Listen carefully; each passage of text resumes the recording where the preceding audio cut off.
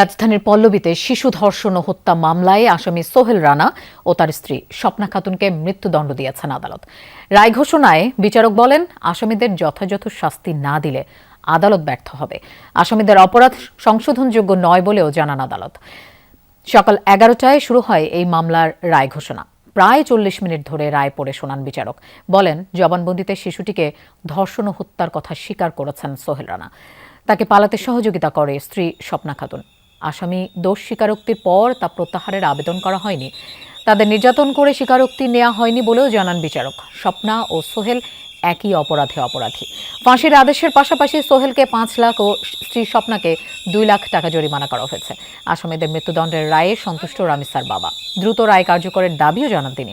চাঞ্চল্যকর এই হত্যা মামলার রায় ঘিরে কঠোর নিরাপত্তা গ্রহণ করা হয় আদালত প্রাঙ্গণে। দেশের ইতিহাসে প্রথম কোনো ধর্ষণ ও হত্যা মামলার বিচার কাজ 6 কার্যদিবসে শেষ হলো।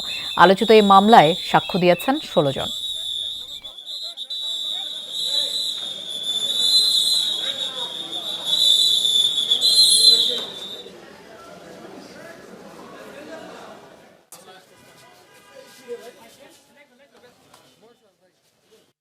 আমি আলহামদুলিল্লাহ 100% খুশি এবং এই রায় বাস্তবায়ন হলে আমি সম্পূর্ণভাবে আমার মনের প্রত্যাশা, যে রায় এবং কার্যকরের মনের প্রত্যাশা, আমার আকাঙ্ক্ষা সেটা মিটবে। এই বিচারের মধ্য দিয়ে একটা দৃষ্টান্তমূলক শাস্তির মধ্য দিয়ে দেশের মানুষের মনে যেরকম মানুষের মধ্যে একটা আশার সঞ্চার করা এবং আমাদের শিশু বাচ্চাদেরকে এই ধরনের নৃশংস ঘটনা থেকে যেন আগামী দিন রক্ষা করা যায় এবং ধরনের ঘটনা না ঘটে, এই বিচারটা একটি দৃষ্টান্তমূলক ঘটনা হিসাবে, শাস্তি হিসাবে পরিগণিত হবে। দর্শক, আদালতে আছেন আমাদের সহকর্মী মশিউর অনিক। আমরা তার কাছে যাচ্ছি। অনেক বহুল আলোচিত এবং প্রতীক্ষিত একটি মামলার রায় হলো আজ। এই রায়ের পরবর্তী প্রক্রিয়া কি এবং আসামি পক্ষ আপিল করবে কিনা কি বলেছে তারা?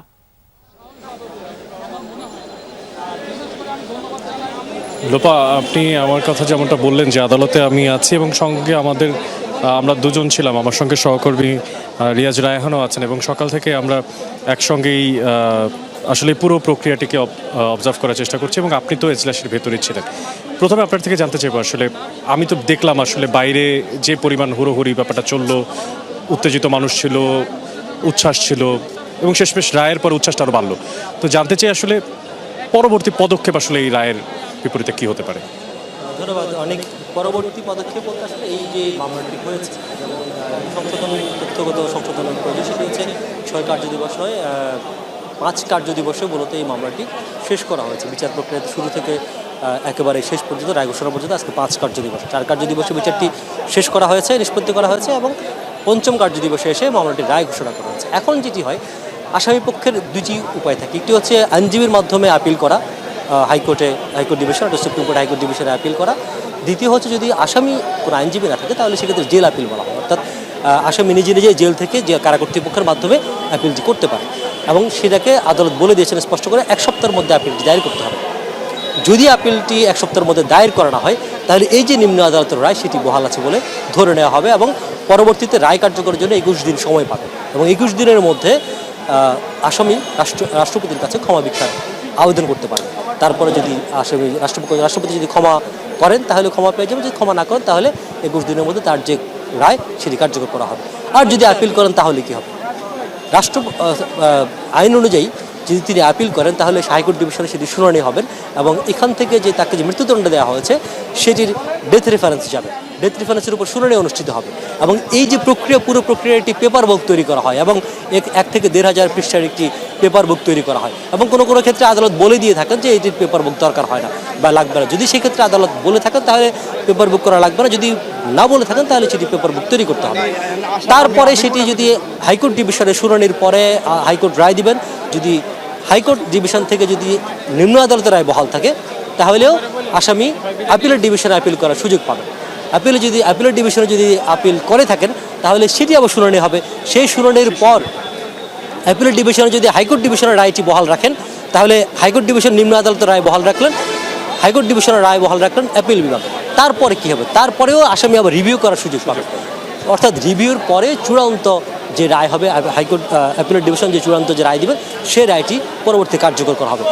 এই যে প্রক্রিয়া, এই প্রক্রিয়াটা আসলে যত সহজভাবে বলা গেল বিষয়টা তত সহজ না। আমরা যদি রাষ্ট্রপতির কাছে ক্ষমা চাওয়ার একটা বিষয় আছে। আমি সেটা বলছি, সেটা আগেই বলছি, যদি অ্যাপিল যদি না করেন তাহলে কী হবে, যদি অ্যাপিল করেও থাকেন তারপরেও রিভিউ হওয়ার পরেও যে চূড়ান্ত যে রায়টি ঘোষণা করা হবে সেই রায়টি কার্যকরের জন্য 21 দিন সময় পাবেন বিধান মতে, এবং 21 দিনের মধ্যে রাষ্ট্রপতির কাছে ক্ষমা ভিক্ষার একটি অপশন রাখা আছে। যদি সেই অপশনটি তিনি কাজে লাগান তাহলে লাগাবেন, রাষ্ট্রপতি ক্ষমা যদি করেন ক্ষমা পাবেন, যদি না করেন তাহলে তাকে ফাঁসিতে ঝুলতে হবে। এবং এই যে প্রক্রিয়া যত সহজভাবে বলা গেল সেটি কাজটি কত সহজ নয়। অর্থাৎ একটি কথা আছে না যে সহজ কথা যায় না বলা সহজ, এটি খুবই কঠিন কাজ এই কাজটি।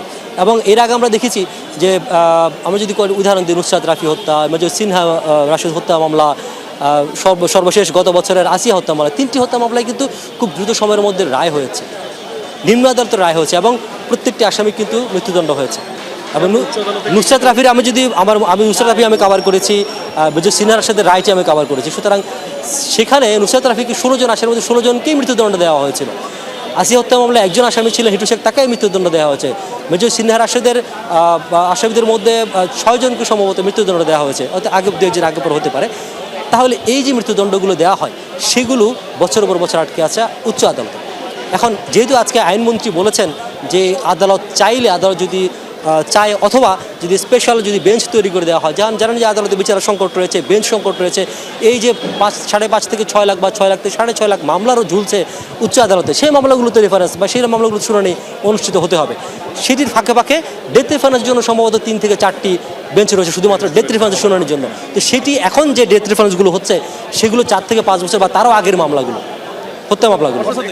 দীর্ঘ একটা মামলার সূত্রতা কিন্তু চলছেই সেখানে। আইনমন্ত্রীর কথায় আজকে আমরা একটু আশ্বস্ত হতে পারি, তিনি যদি বলছেন যে খুব দ্রুত সময়ের মধ্যে স্পেশাল বেঞ্চ তৈরি করে, বা যেহেতু এর আগে আমি বলেছিলাম, এর আগে একটি প্রতিবেদন তৈরি করতে গিয়ে আইনজীবীরা বারবার বলছেন যদি এই যে চাঞ্চল্যকর মামলাগুলো রয়েছে সেগুলোর জন্য যদি আলাদা বেঞ্চ এবং ট্রাইব্যুনাল গঠন করে দেওয়া যায়, যে এই ট্রাইব্যুনালেই সব চূড়ান্ত রায়টি হবে, তাহলে হয়তো সেটি করা সম্ভব হতে পারে। ছোট করে একটা প্রশ্ন করে রাখতে চাই, সেটি হচ্ছে আপনি তো এজলাসের ভেতরে ছিলেন এবং সেখানে বলেছেন যে এটা মহামান্য বিচারক বলেছেন যে এটা আসলে সংশোধনমূলক কোনো অপরাধ নয়।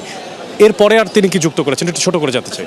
যদি ছোট সংক্ষেপে বলি, আদালত স্পষ্ট করে বলেছেন এটি সমাজ এবং মানুষ এবং সমাজের বিরুদ্ধে ঘৃণ্য অপরাধ, ঘৃণ্য শব্দটি তিনি উল্লেখ করেছেন এবং বলেছেন এই ব্যক্তিরা শিশু সহ সবার জন্যই ক্ষতিকর, সবার জন্যই ভয়ঙ্কর। সুতরাং এটি সংশোধনযোগ্য নয়। এই অপরাধে যদি যথাযথ বিচার করা না হয় তাহলে বিচার করতে আদালত দায়বদ্ধ, এবং যদি বিচার করা না হয় তাহলে আদালত ব্যর্থ হবে। এই স্পষ্ট কথাগুলো তিনি বলেছেন। আদালত ব্যর্থ হবে যদি আসলে এই বিচার কার্য সম্পন্ন করা না হয়। এটি আদালতের অবজারভেশনের কথাই আমরা শুনছিলাম আমাদের সহকর্মী রিয়াজ রায়হানের মাধ্যমে, এবং বলা যায় যে একটা উচ্ছ্বাস ছড়িয়েছে। যেই নিহত রামিসার বাবা তিনিও কিন্তু শুকরিয়া জানাচ্ছেন। এখন দেখার বিষয় আসলে উচ্চ আদালতে এই মামলা শেষ হতে আর কতদিন সময় লাগতে পারে। লোপা, অনেক আপনাকে ধন্যবাদ। সেই সাথে আমাদের আরেক সহকর্মী রিয়াজ রায়হানকেও ধন্যবাদ জানাতে চাই।